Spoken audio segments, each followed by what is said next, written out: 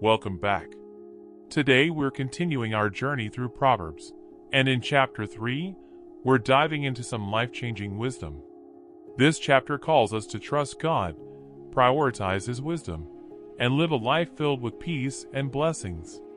Let's explore these verses and see how they can impact our lives today. Verses 1 to 5 open with a reminder to remember and keep God's commands in our hearts. These commands are not just rules. They are the key to long life, peace, and favor with both God and people. But the heart of this section is the invitation to trust the Lord with all our hearts and lean not on our own understanding. Trusting God means letting go of our need to control everything and instead relying on His guidance.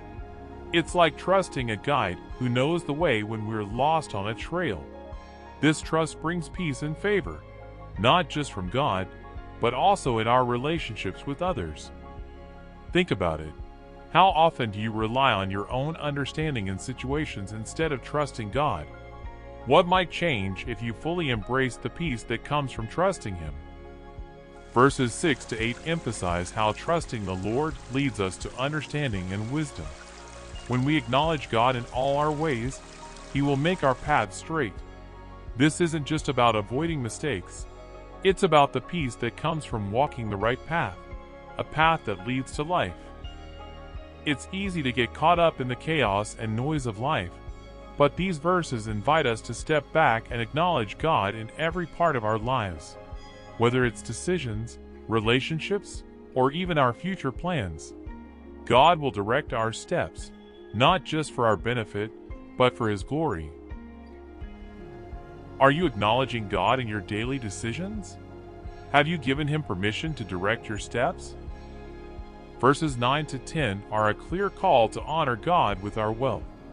The passage says, "Honor the Lord with your wealth, with the first fruits of all your crops." This means giving back to God first, before anything else. When we do this, God promises to bless us abundantly. Our barns will be filled to overflowing. Now, this isn't just about money. It's about honoring God with everything He's given us, our time, our talents, and our resources. When we give first to God, we acknowledge that everything we have comes from Him. So how are you honoring God with what you have?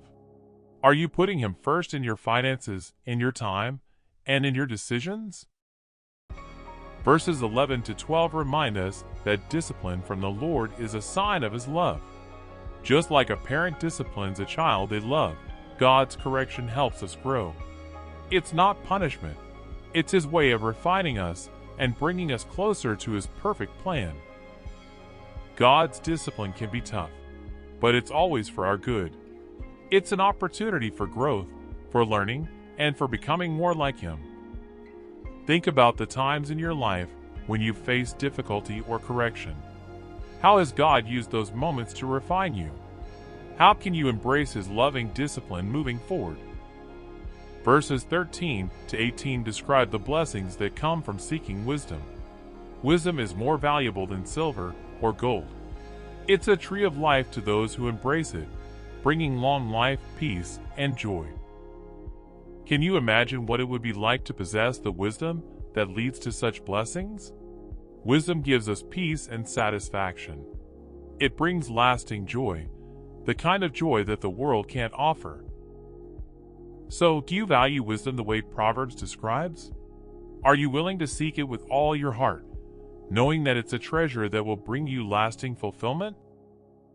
Verses 19 to 20 remind us that the Lord founded the earth with wisdom, and He continues to guide us through His wisdom in all things.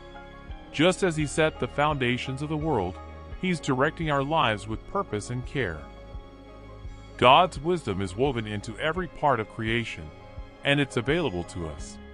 All we need to do is seek it, trust Him, and allow His wisdom to direct our steps. So, to wrap up this chapter, remember that wisdom from God leads to trust, peace, and abundance. It's a path of blessing, correction, and growth. I challenge you to take time this week to trust God fully and seek His wisdom in every area of your life. Thanks for watching today's study. We will cover the last 15 verses in next week's study, so don't forget to subscribe, like, and share if you found this helpful. Keep seeking wisdom, and I'll see you in the next video. Don't forget to stay tuned for a reading of verses 1 to 20 from the book of Proverbs. Proverbs Chapter 3 verses 1 through 20. My child, never forget the things I have taught you. Store my commands in your heart. If you do this, you will live many years, and your life will be satisfying. Never let loyalty and kindness leave you. Tie them around your neck as a reminder. Write them deep within your heart. Then you will find favor with both God and people, and you will earn a good reputation. Trust in the Lord with all your heart. Do not depend on your own understanding. Seek His will in all you do, and He will show you which path to take. Don't be impressed with your own wisdom. Instead, fear the Lord and turn away from evil. Then you will have healing for your body and strength for your bones. Honor the Lord with your wealth and with the best part of everything you produce. Then He will fill your barns with grain, and your vats will overflow with good wine. My child, don't reject the Lord's discipline, and don't be upset when He corrects you. For the Lord corrects those He loves, just as a father corrects a child in whom he delights. Joyful is the person who finds wisdom, the one who gains understanding. For wisdom is more profitable than silver, and her wages are better than gold. Wisdom is more precious than rubies. Nothing you desire can compare with her. She offers you long life in her right hand, and riches and honor in her left. She will guide you down delightful paths. All her ways are satisfying. Wisdom is a tree of life to those who embrace her. Happy are those who hold her tightly. By wisdom the Lord founded the earth. By understanding He created the heavens. By His knowledge the deep fountains of the earth burst forth, and the dew settles beneath the night sky.